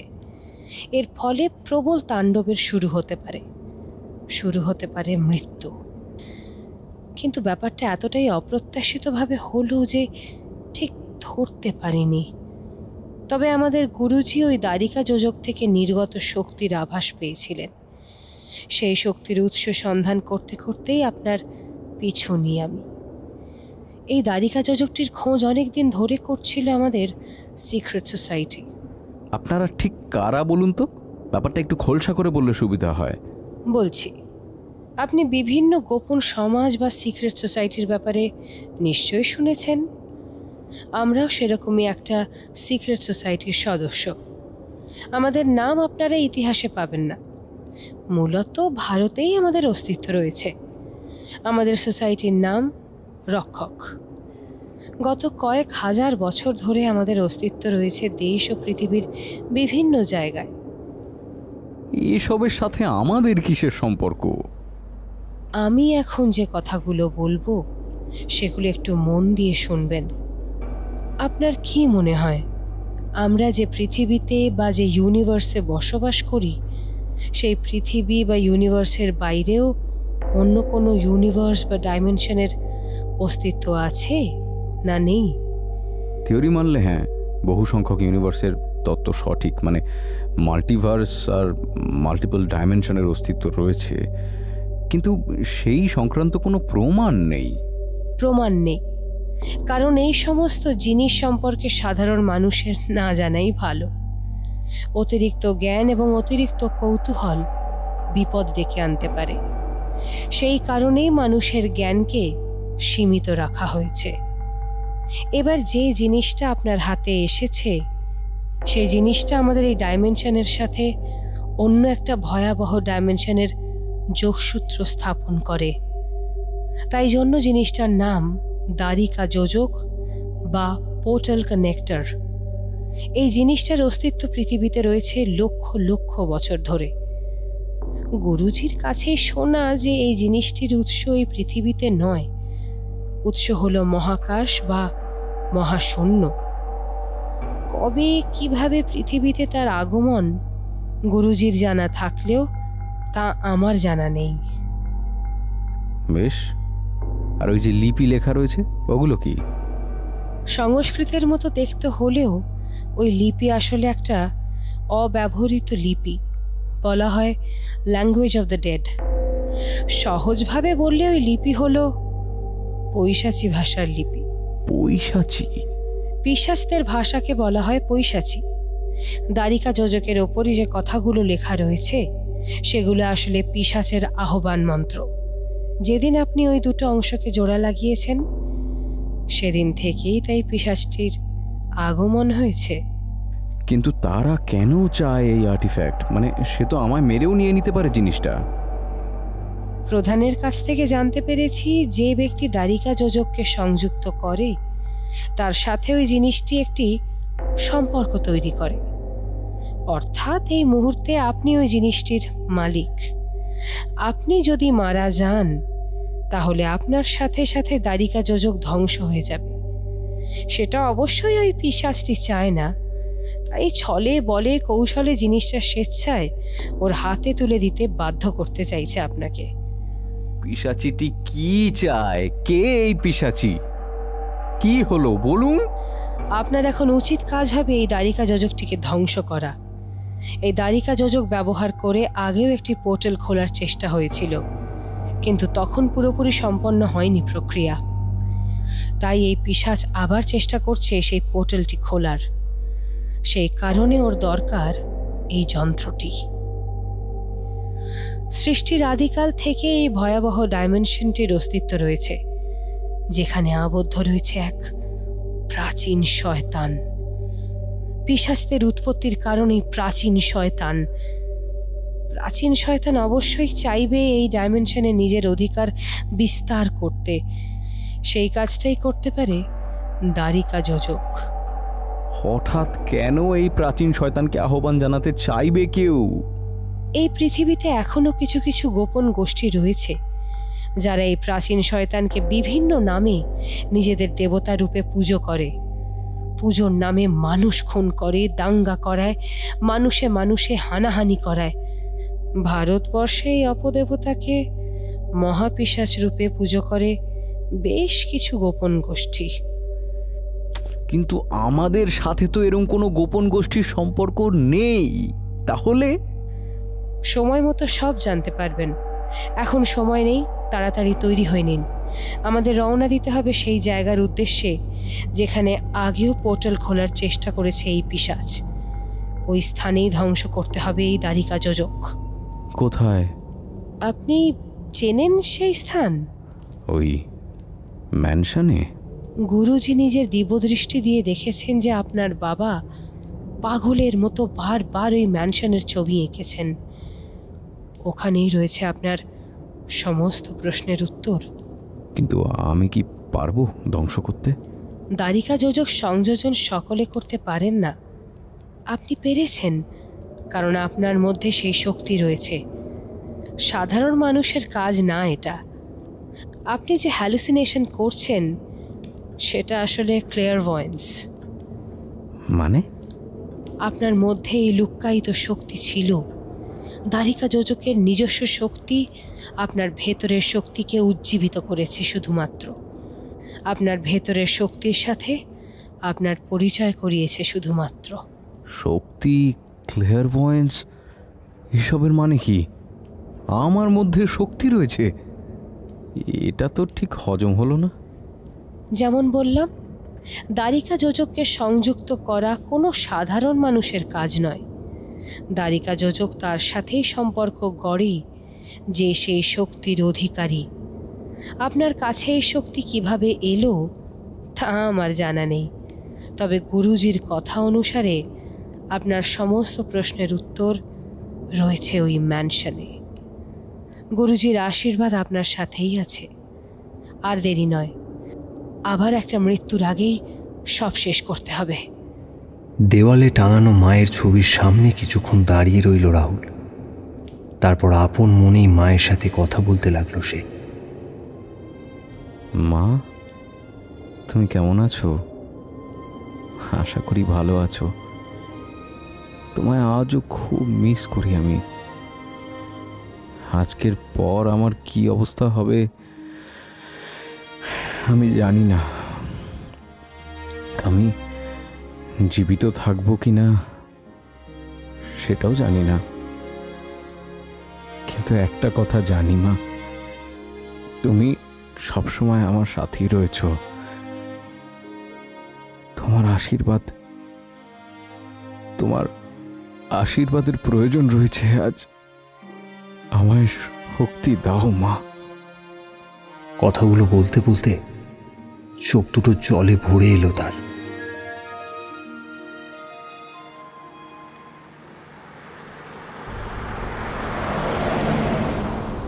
পিরাঙ্গুর ছাড়িয়ে তামিনী ঘাটের রাস্তা ধরে নিয়েছে গাড়ি। চালকের আসনে বসে রয়েছে রাহুল, তার পাশে বসে রয়েছে অদিতি এবং পিছনের সিটে বসে রয়েছে ঈশা। বৃষ্টি শুরু হয়েছে আবার, পথ ঘাট ভিজে গিয়েছে। তামিনী ঘাটের দিকে গাড়ি যত এগোচ্ছে ততই আশেপাশের লোকালয় কমছে মানুষের আনাগোনা। পিরাঙ্গুর ছেড়ে প্রায় 40 মিনিট চলার পরে রাস্তা একেবারে শুনশান হয়ে পড়ল। একপাশে ধুধু মাঠ, অন্য পাশে উঁচু উঁচু পাহাড়, মাঝখানে সর্পিল রাস্তা ধরে চলেছে রাহুলদের গাড়ি।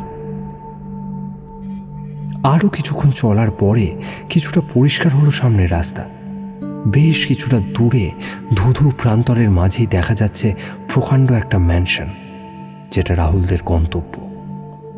জায়গাটাতে এসেই কেমন একটা গা ছমছম করছে আমার, বলল অদিতি। কোনো জবাব দিল না ঈশা। পিচের রাস্তা ছেড়ে কাঁচা রাস্তা ধরে এগোচ্ছে গাড়ি। আশপাশের এলাকা পুরোটাই পাহাড় দিয়ে ঘেরা। মেঘের আস্তরণ পাহাড়গুলোর মাথা অবধি নেমে এসেছে। খুব বেশিক্ষণ লাগলো না, ম্যানশনের ঠিক সামনেই এসে দাঁড়িয়ে পড়ল গাড়ি।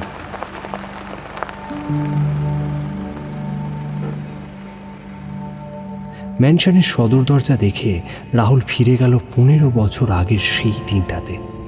মা, বাবা, চলো না তোমাদের দুজনে একটা ছবি তুলে দিই। কোথায়? এই ম্যানশনের সামনেই তোমরা দাঁড়াও না মা, আমি ছবি তুলে দিই। তোর বাবাকে বল। আরে একটু কাছাকাছি দাঁড়াও।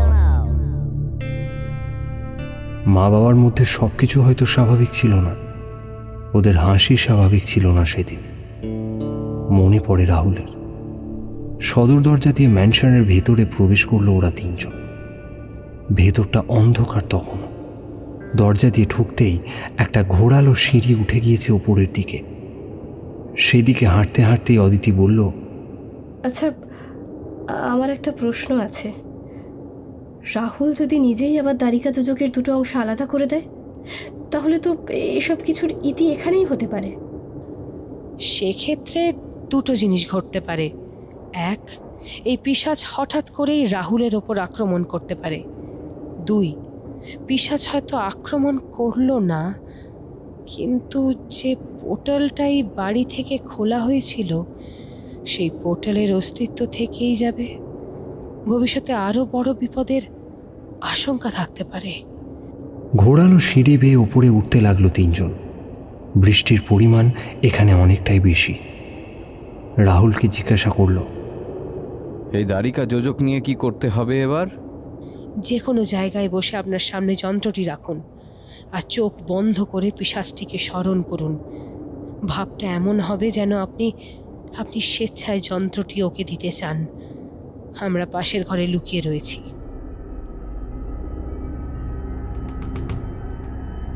ঈশার কথা মতো রাহুল চোখ বন্ধ করে বসে রয়েছে। সামনে রাখা রয়েছে দ্বারিকা যোজক। যত সময় এগোচ্ছে ততই দ্বারিকা যোজকের ওপরে লেখা পৈশাচিক লিপি অক্ষরগুলো অদ্ভুতভাবে চলে উঠতে লাগল। রাহুল যেন ধীরে ধীরে স্থির হয়ে পড়ছে। যন্ত্রটাকে যত দেখছে ততই অবাক হয়ে যাচ্ছে অদিতি। হয়তো কাজ হচ্ছে। বলেছিলাম না, ওনার মধ্যে শক্তি রয়েছে। সেই কারণেই ওর অন্তরাত্মার সঙ্গে যোগাযোগ স্থাপন করেছে যন্ত্রটি। চলো, যে কোনো সময় শুরু হতে পারে ঘটনা।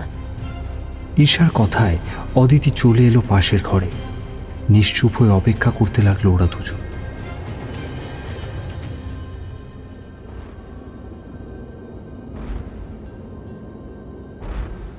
রাহুল ঠিক কতক্ষণ চোখ বন্ধ করেছিল তা জানে না। পায়ের শব্দে চোখ খুলতে বাধ্য হলো সে। আশপাশটা গাঢ় অন্ধকারে ঢেকে গিয়েছে। ধীরে ধীরে কাছে এগিয়ে আসছে সেই মূর্তি।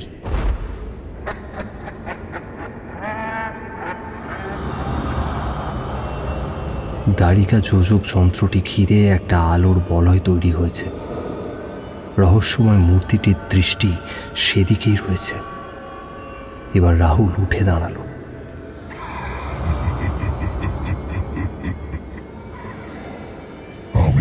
খুশি হয়েছি যে তুমি নিজে থেকে যন্ত্রটা আমার হাতে তুলে দিতে চেয়েছো। আমার কোনো ক্ষতি করো না। সমস্ত গ্রহ নক্ষত্রের অবস্থান এখন সঠিক রয়েছে। তার আসবার জন্য এই সময় অনুকূল, ঠিক যেমন 15 বছর আগে হয়েছিল। মানে? রাহুল ওর মাথার দুপাশে অসম্ভব এক চাপ অনুভব করলো। এক মুহূর্তের জন্য ওর মনে হলো যেন ওর শরীরটা ছিটকে দূরে কোথাও চলে যাচ্ছে। যখন সে চোখ খুলল তখন ও ভাষা ভাষা কতগুলো কথা শুনতে পেল। ওই ম্যানশনেই ও রয়েছে, কিন্তু ঘরের মধ্যে রয়েছে ওর চেনা দুজন মানুষ, ওর মা ও বাবা, কিন্তু তাদের মধ্যে হৃদ্যতা নেই। তীব্র স্বরে ঝগড়া করে চলেছে ওরা কোনো একটা বিষয় নিয়ে। সাধনা, তুমি কি করতে চলেছো দ্বারিকা যোজক দিয়ে? আহ্বান জানাবো সেই দেবতাকে এই পৃথিবীর ও এই জগতের উপরে যারা আসল অধিকার, তার কাছে নিজেকে অর্পণ করব, তার দাসী হয়ে কাটিয়ে দেব সারাটা জীবন। পাগলামো বন্ধ করো সাধনা। গুরুজি কিন্তু তোমায় হন্যে হয়ে খুঁজছে, কেননা তার প্রিয় শিষ্যা দ্বারিকা যোজক যন্ত্র চুরি করে পালিয়েছে। তুমি এমন কিছু করবে না সাধনা। আর কিছু বলে লাভ হবে না মাধব। দ্বারিকা যোজক এখন আমার দখলে। আর তুমি কি বুঝবে?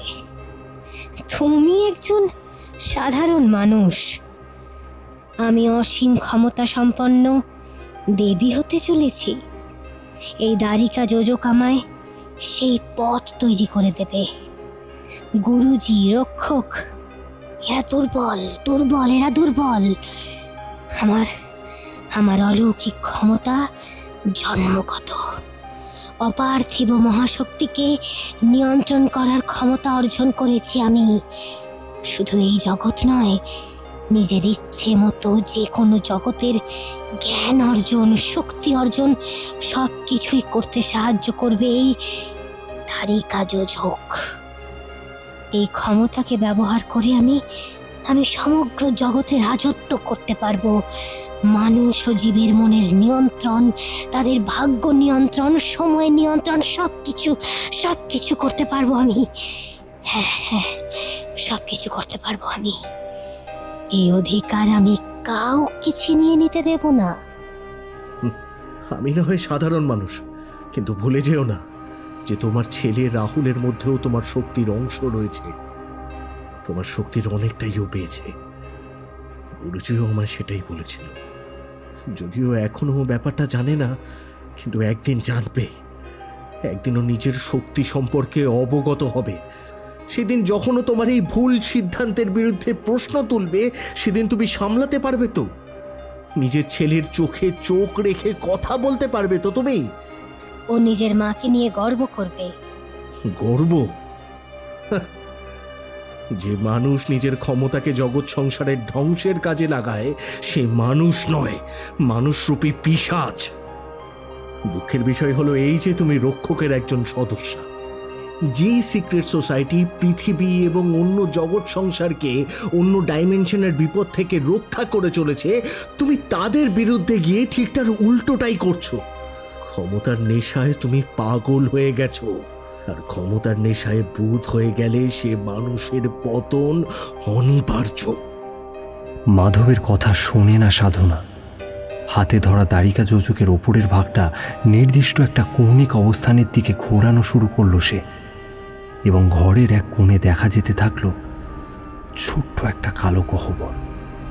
যন্ত্রের ওপরের ভাগ যতই ঘুরছে ততই বড় হচ্ছে কালো গহ্বর। গহ্বরের ওপারে দেখা যাচ্ছে এমন এক জগৎ যার সাথে এই জগতের কোনো মিল নেই।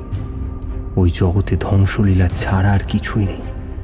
হঠাৎ সেই কালো গহ্বরের মধ্য দিয়ে কালো ধোঁয়ার মতো কিছু একটা ঘরের ভেতরে ঢুকতে শুরু করলো। দ্বারিকা যোজক যন্ত্রটির চারপাশে আলোর বলয় সৃষ্টি হয়েছে। সাধনার হাসি আকাশ পাতাল কাঁপিয়ে তুলছে। এক জীবন্ত পিশাচে পরিণত হয়েছে সে। এই দৃশ্য মাধবের সহ্যের সীমা অতিক্রম করে যাচ্ছে যেন। ঠিক এই সময় ঘরের বাইরে থেকে 15 বছরের একটা ছেলেকে ঘরের ভেতরে ঢুকতে দেখা গেল। ছেলেটি আর কেউ নয়, রাহুল নিজেকেই দেখছে, সেই পুরনো বছরের রাহুল। ছেলেটি এক দৃষ্টিতে তার মায়ের দিকে দেখে চলেছে। মায়ের এমন এক রূপ দেখার জন্য প্রস্তুত ছিল না সে। হঠাৎ কি হলো বোঝা গেল না, কিন্তু ছেলেটি ঝাঁপ দিল যন্ত্রটির দিকে। তার মা কিছু বলতে পারার আগেই ছেলেটি হাতে নিল যন্ত্রটি। প্রবল এক শক্তি যেন ভর করেছে তার উপরে।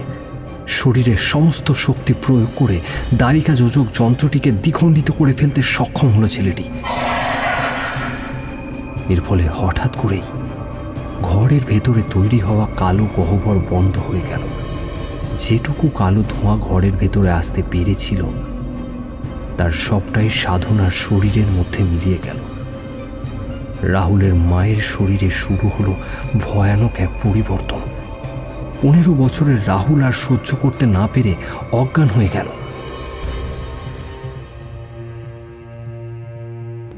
রাহুল অনুভব করল সে আবার ফিরে আসছে বর্তমানে। চোখ খুলতেই দেখতে পায় সেই মূর্তিকে, দেখতে পায় তার মায়ের পরিবর্তিত অবতারকে। মা, তুমি যদি শুনতে পাও তাহলে বলছি, এই ভয়ানক কাজ করো না। এই কাজ করতে গিয়ে আমি নিজের জীবন হারিয়েছি, এবার তুমি আর আটকাতে এসো না আমায়।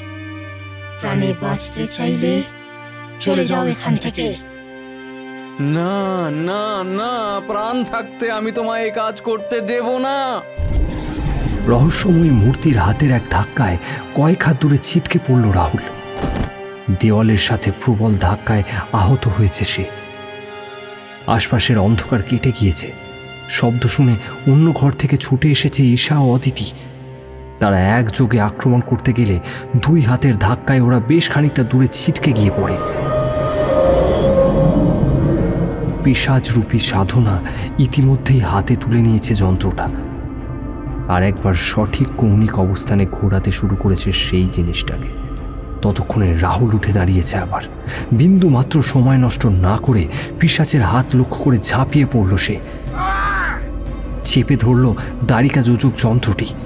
যন্ত্রটিকে ঘিরে তৈরি হওয়া আলোর বলয় যেন তীব্র থেকে তীব্রতর হয়ে চলেছে।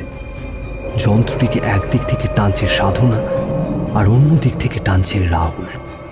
ঈশা ও অদিতি অবাক হয়ে দেখছে যে যন্ত্রটি থেকে নির্গত আলোর ছটা যেন ধীরে ধীরে রাহুলের দিকে বেঁকে যাচ্ছে। রাহুলের ভেতরের শক্তি যেন এই বিপরীত ধর্মীর শক্তিকে আকর্ষণ করছে। মা, মা, আমি জানি তুমি এই শয়তানের ভেতরে কোথাও আছো। মা, আমায় সাহায্য করো। ভয়াবহ এই পোর্টাল খুলতে দিও না মা। চিৎকার করে বলতে লাগলো রাহুল। সাধনা রূপে পিশাচের শক্তি ধীরে ধীরে কমতে শুরু করেছে। অন্যদিকে রাহুলের শক্তি এখন অনেকটাই বেশি। এই সুযোগে সাধনারূপী পিশাচের মাথার দুদিকটায় হাত রেখে চেপে ধরল রাহুল। সাধনার মনে পড়তে থাকে তার ছেলের ছোটবেলা, ছেলের সাথে কাটানো ভালো সময়গুলোর কথা মনে পড়তে থাকে তার। ছেলেকে বলা কথাও একে একে মনে পড়ে যায়। তোমার মা সব পারে, বুঝলে? যখনই বিপদে পড়বে তখনই আমার কথা স্মরণে রেখো, তোমায় সাহায্য করব আমি। দ্বারিকা যোজক যন্ত্রের উপর থেকে নিজের দখল একটু একটু করে হালকা করতে থাকে সাধনা, এবং যন্ত্রটির দখল এবারে চলে যেতে থাকে রাহুলের কাছে। একসময় ধীরে ধীরে বিলীন হতে থাকে সাধনার শরীর, যেন স্বেচ্ছায় সে দিয়ে দিচ্ছে নিজের প্রাণ।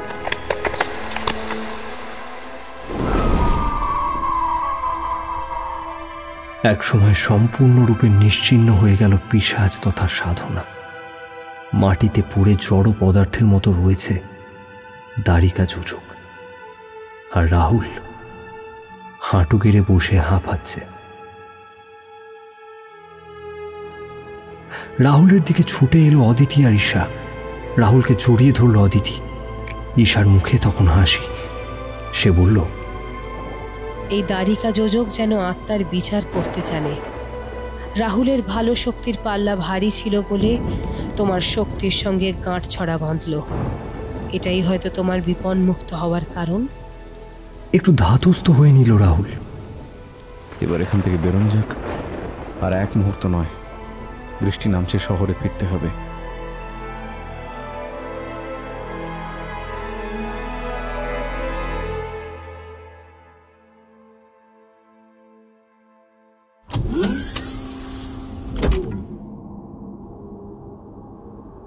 বেশ কয়েকদিন কেটে গিয়েছে এই ঘটনার পরে।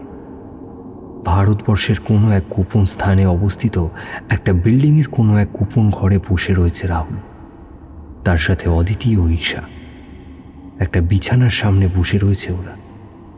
বিছানায় শুয়ে রয়েছে একজন বৃদ্ধ ব্যক্তি। প্রসন্ন মুখে তিনি দেখছেন রাহুলের দিকে। তোমার মা যে ভুল করেছিল সেই ভুল তুমি করো না। উচ্চাকাঙ্ক্ষা থাকা ভালো, কিন্তু সেই উচ্চাকাঙ্ক্ষা পূরণ করতে গিয়ে পরিবার, সমাজ ও জগতের ক্ষতি করা কোনো কাজের কথা নয়। নিশ্চয়ই গুরুজি। আমরা যারা রক্ষকের সদস্য, তারা এই জগৎকে অন্য জগতের ভয়াবহতা থেকে রক্ষা করি ঠিকই, কিন্তু আমাদের মূল লক্ষ্য থাকে ঈশ্বর প্রদত্ত এই শক্তিকে কিভাবে জনগণ ও সমাজের উন্নতি এবং সাহায্যের কাজে লাগানো যায়। একটা কথা জিজ্ঞেস করতে চাই গুরুজি। বলো। 15 বছর আগে মাকে যখন বাধা দিয়েছিলাম আমি, সেই কথা আমার মনে ছিল না কেন? বলছি, তোমার বয়স ছিল মাত্র 15। সেদিন তুমি নিজের অজান্তেই নিজের শক্তি ব্যবহার করেছিলে, কিন্তু তার সঙ্গে সঙ্গে তুমি যা দেখেছিলে তা তোমার কিশোর মনকে বিষিয়ে দিতে পারত। তাই তোমার বাবার কথায় আমি নিজস্ব শক্তি প্রয়োগ করে তোমার ওই স্মৃতিগুলো মুছে দিয়েছিলাম। কিন্তু তোমার বাবাকে যে তোমার মায়ের পরিবর্তিত অবতার ধীরে ধীরে পাগলের অবস্থার দিকে নিয়ে যাবে, এটা বুঝে ওঠার আগেই সব হয়ে গিয়েছিল।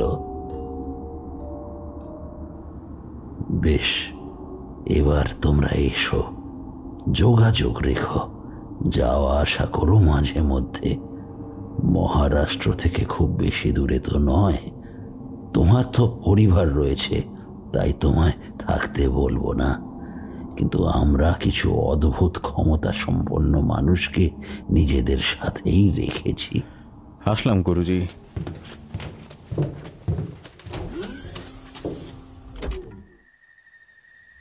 ঘর থেকে বেরিয়ে একটা হল ঘরে একাই বসে রয়েছে রাহুল।